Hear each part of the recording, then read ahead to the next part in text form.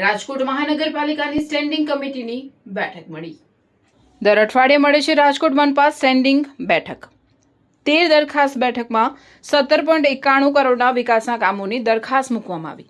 Racecourse ખાતે લાઇટિંગની દરખાસ્ત નામંજૂર કરાઈ। પાણીના ટેન્કર માટે 1 વર્ષ માટે કોન્ટ્રાક્ટ આપવા 5 કરોડ આસપાસ ખર્ચ કરવામાં આવશે। 2 વર્ષનું પાણીના ટેન્કર માટેનો કોન્ટ્રાક્ટ રદ કરી 1 વર્ષ માટે આપવામાં આવશે। 13 દરખાસ્તો હતી, જેમાં કુલ મળીને 17 કરોડ આજુબાજુના વિકાસ કામોની દરખાસ્તો આવેલ હતી। તેમાંથી એક નામંજૂર કરી છે, જે ગયે સ્ટેન્ડિંગમાં પણ આવેલી હતી। રેસકોર્સ રિંગ રોડને ફરતે જે લાઇટિંગની વાત હતી તે અત્યારે હાલ કરકસરને ખર્ચમાં કાપ મૂકવાના હેતુથી એ નામંજૂર કરી છે। 11 કરોડ 2 વર્ષ માટેનું એ કામ હતું, પણ અમે એક કામ ટેન્કરવાળું દરખાસ્ત પણ 1 વર્ષ માટે જ મંજૂર કરી છે।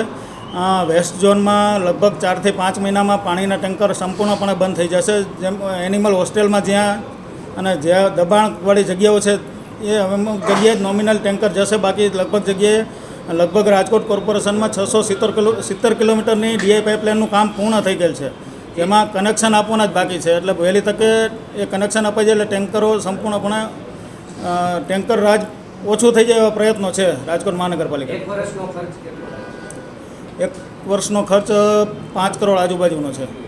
દેશના લોકપ્રિય વડાપ્રધાન આદરણીય નરેન્દ્રભાઈ મોદીના અપીલને અનુસાર કે પેટ્રોલ અને ઈંધણમાં જેમ બને એમ ખર્ચ ઓછો કરવો, તો હાલ પૂરતું જે કોન્ટ્રાક્ટ બેઝ ઉપર કોર્પોરેશનમાં ચાલતી ગાડીઓ તેમાં હાલ પૂરતું એને મોકૂફ રાખવાનો નિર્ણય લીધો છે। પછી આવશ્યક સેવાઓ હશે તે ગાડીઓને પુનઃ વિચારણા કરી સ્ટેન્ડિંગ કમિટીમાં નિર્ણય લેશું। એ અર્બન ગ્રીન ડેવલપ પોલિસીની દરખાસ્ત આવી હતી, એ હાલ પૂરતી પેન્ડિંગ રાખી છે। એ એજન્સીએ અમદાવાદમાં કામ કર્યું છે, એટલે નેક્સ્ટ વીકમાં સંકલનની ટીમ સાથે બેસીને એના માટે આગામી દિવસોમાં નિર્ણય લેશું। ગઈ બેઠકમાં હતી, પૂર્ણ અભ્યાસ માટે પેન્ડિંગ રાખી હતી। નેક્સ્ટ વીકમાં એજન્સીએ જ્યાં કામ કર્યું છે અમદાવાદ શહેરમાં, એમની સાથે બેસીને વિસ્તૃત ચર્ચા કરીને સંકલનમાં નક્કી કરીને એનો નિર્ણય લેશું।